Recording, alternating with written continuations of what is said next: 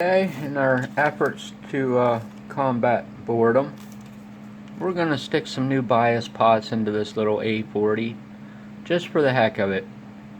The type of trimmers that's in it, I've never had any issues with it, and it certainly doesn't need them, but like I said, we're going to pull them out and stick some of these amphenols in. That's what I'm going to use there, PT10-102A2020-PM-S. These should drop right in there. I don't think I'm going to have to do any modifications to the leads. So before we do this, we just want to have the unit cold at our lowest room temperature for startup. And then we're just going to flip the power on here and find our trusty stopwatch and take some readings. So at turn on, we got 2.5 millivolts on one side and 1.4 on the other side. So we're just going to write that down from a cold start. I've never had any issues with crossover distortion on this, even at my extremely low room temperatures. But I'm not going to take a chance on putting the covers back on and find out my bias isn't as high as what it used to be. So we're just going to take a reading here at like 1 minute, maybe 2 minutes, and then we'll let it set for probably about 15, just to see what we're going to get here.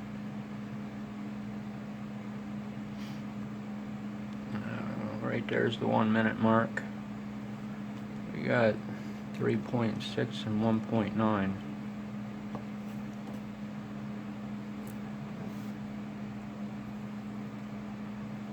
So we're going to continue to take some readings here, and then we'll see what we need to do to get these pots in.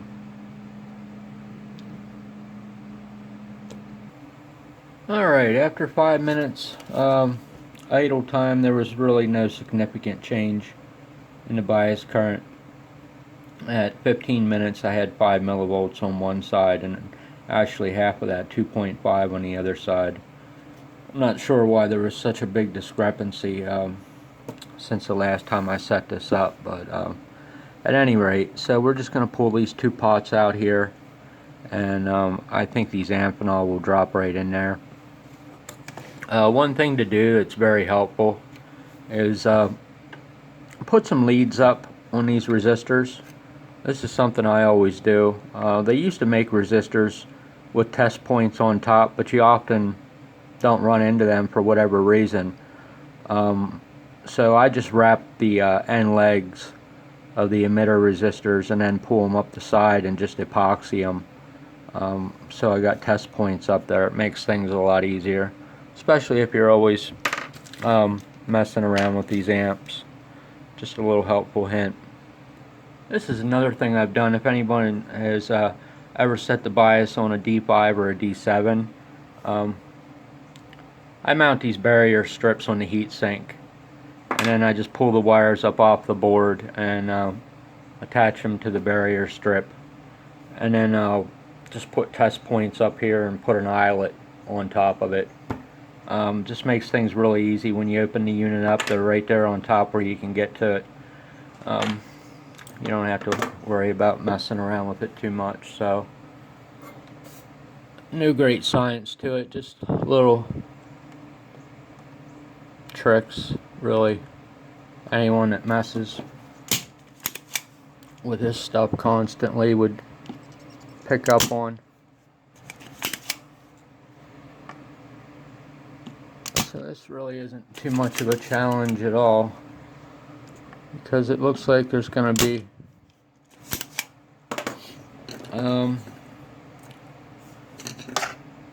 no trouble to just put new pots into it. It's almost too simple for its own good. I like stuff where there's always a roadblock, and That way it makes you work longer. But not in this case. So we'll just flip this around.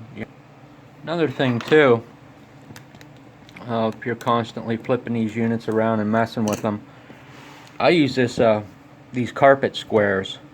These things are just great because you can spin it any which way you want, and the carpet slides real nice on a wood top. It's probably not as good as a turntable, but it works very well.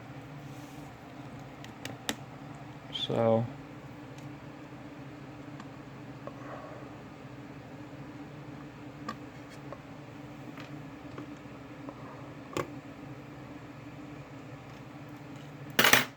that's all there is to that.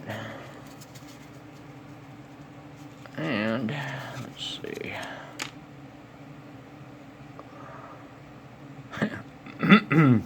Yeah, exact same size. I'm almost sad it happened that way. It's no fun when you can't drill holes and rearrange stuff. Kind of takes the fun out of the whole experience. But, you know, so...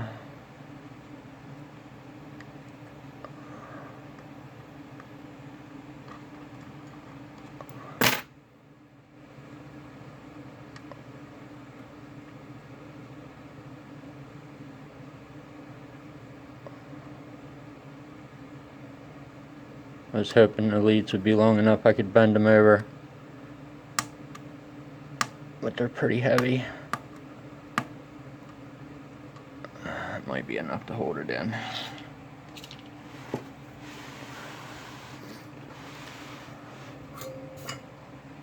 So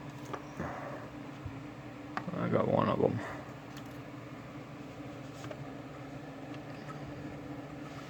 The hard part is finding where the pot's at. There it is. So then we just push the pot up against and stick it in one place, and we know it ain't in there all cockeyed. So that's pretty much all there is to that part. This was all really too easy. There should be something bigger than this. I'm just out of ideas on this amp. I've done every single thing I can to it. The only thing I didn't do to it that I was going to do was I was going to actually put dual transformers in this, and I probably would have done that had I had two identical transformers. Since I put this one in here out of a Kenwood, it just didn't seem right to set the Sansui transformer over here on this side, which I could have done, because I could have just taken the phono amp out and moved the inputs, and I could have had it balanced out that way, a transformer on each side. But unfortunately I didn't have two identical transformers to do that. That would been the only thing. And of course this pot tweaker don't fit them. I don't know why they make pot tweakers, because they never fit anything. Maybe it's just me. Maybe I'm the only one that experiences that. The only thing I don't like about these Amphenol's is the trimmer holes are kind of got a Teflon feel to them, and you know, almost like they're going to want to try to strip off on you if you mess with them too much. And they got a lot of slop in them, which is probably because I stuck it with something like this, but I don't know. It's probably just a me thing. So there we go. We'll just let it set for a while until it goes back to like 68 or 70 degrees that I have it in here. And then we'll put the meters back on it and turn it on, and set them both the same at, we're going to set them at 4 millivolts, which is what Sansui had on the original transistors. Even though the transistors have been swapped in here, I'm still going to set it at 4 millivolts. So that's all there is to it. Thanks for watching. Have a good day.